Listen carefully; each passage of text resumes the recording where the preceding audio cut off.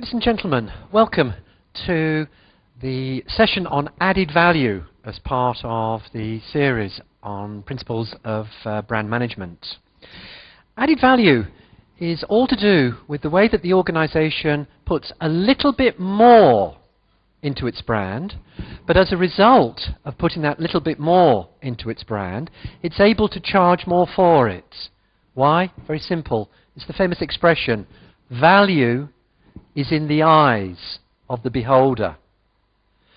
So added value, we start to look at brands and appreciate how those brands have gained their price position in the marketplace. You look at what goes on. Were you to actually break a home down in terms of the component parts and the cost of it, you'd be horrified at the way that your price that your home is selling for is higher than the material and the labour parts. Well, the reason is 1 + 1 = 3. It's not the labour, it's not the material, but it's labour and the material plus the location. These are all giving added value. They're giving added value. So we're able to start to charge. We're able to start to charge a price premium because of the way that we're putting a small element into the package that constitutes the brand. But by doing that, people then say, gosh, this has real value. I think about the watch market. I think about the watch market, and we see in that market stories being the added value. You think about brands like Breitling, the brand that majors upon flight, the brand that almost goes back in time in terms of these aren't watches, these are chronometers that aided as a form of navigation aviators to be able to direct and follow a course. I think about Patek Philippe, the watch with the famous strapline. You never own a Patek Philippe, rather you're just taking care of it for the next generation. And we see a brand there where the story is a story about one person passing it down to another person. The memory that is then coming through. Ladies and gentlemen, these are fine watches, the Breitling, the Patek Philippe, the other fine watches out in the marketplace. But again, look at this picture here of the house and the bricks. It exemplifies the way that you do something small, and by doing that something small, people then say, gosh, there is real value. There is real value in terms of what is going on. Now, the issue is, when we're looking at added value, it is creativity that is required to add the value to the brand. Ladies and gentlemen, think about the credit card market.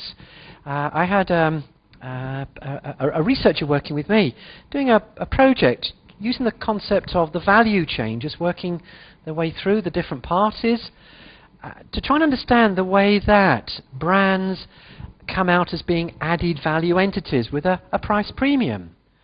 Took the value chain of American Express a few years ago, went along and spoke to somebody there, one of the directors, and said, well, what is, from your perspective, the added value of the brand? He said, there's many. But maybe one thing about the added value of the brand is all to do with, quote, pleasantly surprising consumers with benefits other than the basic product. And that's the point. It's other than the basic product. That's what we're about. That's what we're really about. This is the organization where, you lose the card or you have a problem with the card, you make one phone call. And that one phone call, everything then suddenly comes about. Almost to the extent whereby, if you're ill, you make one phone call. Oh, I'm an Amex member, and, things start to magically occur through. You look at the car market, again, same sort of thing, these pleasant surprises that come about there. I remember one of my colleagues bought a brand new car, delighted by it. When the car was delivered, the salesperson gave my friend the car keys. His wife then went out to the car and she said to the salesman, excuse me, you've left something here. Madam, he said, with our compliments, that something is for you. There was this incredible bouquet of flowers. Now, it was lovely the way this garage had found the little bit, not just for the person that was looking at the car, but for the person that was then going to enjoy being driven in the car. Small things that then pleasantly surprise, going beyond the core basic form of the product. Working the way through the value chain, then spoke to one of the consultancies that was at the time helping and was involved in this, and spoke to one of the executives at this company, the Added Value company. And in the interviews, the recording for it was, well, what is added value, particularly when we're talking about this thing called the credit card, the American Express credit card. And the reply came back, well, added value is all about satisfying consumer needs better than competitors. Well, so what? That's what markets are all about, isn't it? Choice occurs because people say it's better. Aha, hold on. Better than competitors at a cost lower than the price premium. At a cost lower than the price premium. In other words, ladies and gentlemen, what we're now saying is added value is all about economics. It's about understanding the way that if an organization develops a service, develops a product, it gains knowledge and experience. The knowledge experience is learning. The learning means that it keeps on refining the way it is doing things. Because it's doing things better, it's selling more. Its unit costs, therefore, fall. So, when we go back to one of the reasons for brand success, functional excellence, what we then see is how can you add value to the brand as a result of understanding the core benefit of the brand, do it really well. Do it really well, therefore, means that we're going to learn more. By learning more, we continually develop better processes. By developing better processes, we sell more. People are more satisfied. Because of that, we can then further drive down our costs. Therefore, ladies and gentlemen, what we're saying really is added value is not just about going for a high price point. Added value is also playing at a price point lower than your competitors with a product or service that is on a particular dimension better. And it's the classic argument, because you've now got a larger number of buyers, times small margin still gives me, from an economics perspective, still gives me a very good, thank you very much, level of sale and also level of return that I'm going to get through from it. And therefore, one doesn't then start to decry the low-cost carriers in, for argument's sake, the airline market. One doesn't start to decry the limited line discounters in the grocery retailing sector.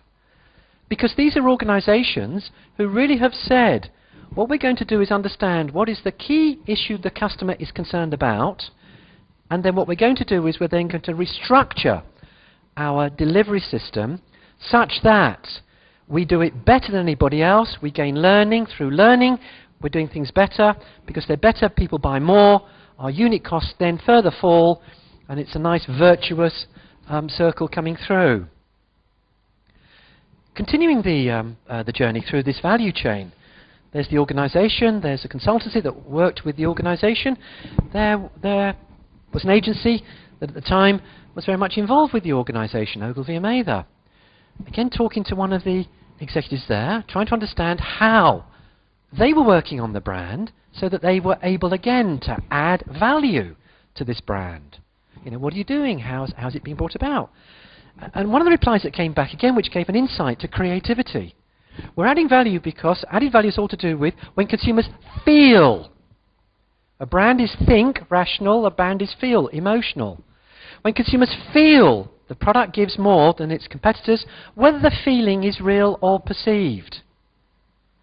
Ladies and gentlemen, I've got great respect again for two brands of cars in the marketplace, the Toyota MR2 and the Porsche Boxer. You again look at the brochures for those cars. These fine cars have got remarkably similar performance levels. Yet, the price premium is significant, the differential between the two. And part of the reason for it is not just the way that you put a different body on, but it's a badge. You know, Porsche versus Toyota. That is leading to different types of perceptions. And as the guy at the time was saying, whether this feeling is real or is perceived. So now what we're starting to see is by doing some of these interviews, by looking at some of these examples, we're then starting to see that added value is only constrained by your creativity, by the extent to which you're not prepared to take off the blinkers. So we need to start to think about how have organizations used their brands as added value devices.